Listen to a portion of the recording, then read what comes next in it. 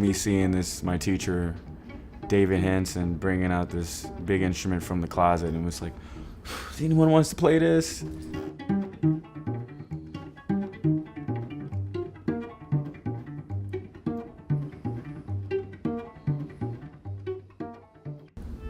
My name is Malcolm Parson. I'm a cellist and composer, and I live in Brooklyn. For a kid, anything's magical. I think as we get older, those magic moments become less because our expectations become larger than what's in front of us, you know? And when we start to really just focus on the moment and pay attention to what's around, then we can really see the magic moments that we have around us. There's always magic moments. It's just you're not paying attention to them. This is what Brooklyn sounds like all the time, with your windows closed.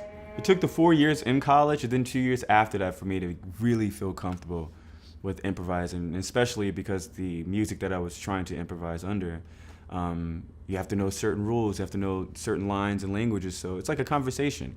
You know, if you are very fluent in French and I'm very fluent in Spanish, we're not going to understand each other if we don't have a common ground of a language.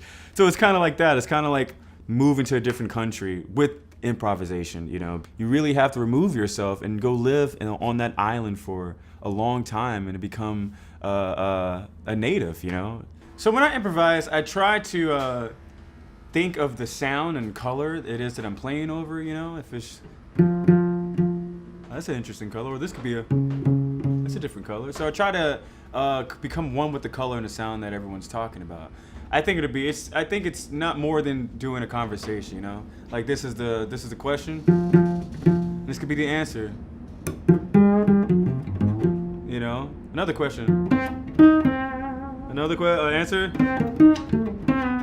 You know, just back and forth.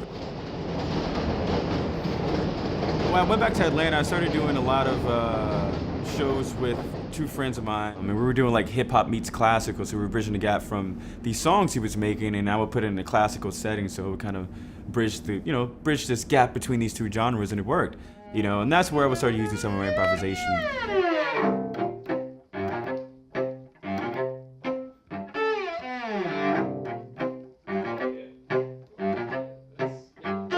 I moved to New York and was sitting in at jam sessions, and I got a gig at Blue Note doing a late night groove series before I got the call to hit the road with the Carolina Chocolate Drops.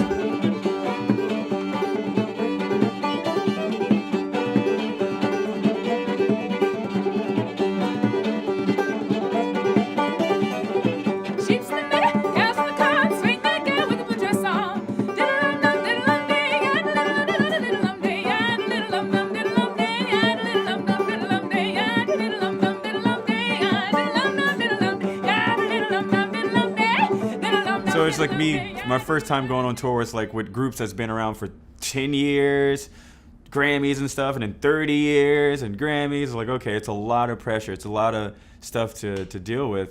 Being in the Turtle Island Quartet's pretty cool, man. You know, David's an amazing composer, an amazing teacher as well and player. So he expects a lot, man. And what that does is it forces you to, if you haven't already, to discipline yourself even more. You know, that's why a lot of people meditate, is your sense of breathing when you're experiencing anxiety, how to calm that down, as well as how to take that from the stage and into other situations of your life, you know.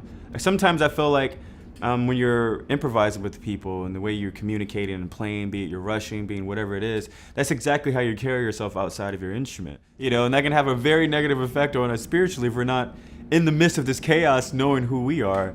You know, you can be thrown everywhere. So, and I think at that time, that's when you have to start finding new senses or new places for inspiration, you know, maybe a new environment help you be inspired to create something. That's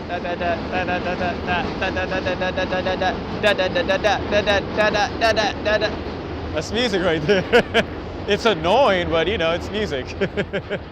Even though people that you think that are great and masters right there in their art form, I guarantee you they feel like they have a lot of room to learn. You know, there's not this plateau that you can look down and I've made it, I've achieved the greatest feat or whatever it may be. You know, you're always trying to reinvent yourself, trying to get better at your instrument.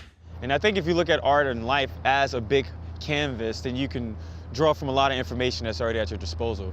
But after that, then comes the discipline. You know, the initial idea could be like me hearing the train and taking that rhythm, but now it's a discipline of taking that little motif idea and expanding that into a 10-minute composition. So it has to be both, you know. And I really enjoyed when I'm like at the station and I'm not distracted, meaning no headphones or anything, and I'm forced to like really take in the moment and the collide of two trains coming together. It's always funny because though they're in different rhythms, it always lined up to be something musical. It's never done. The compositions are never done. I think that's something you have to live with as an artist. Never completed until you leave this place. Then it's completed. It's done then.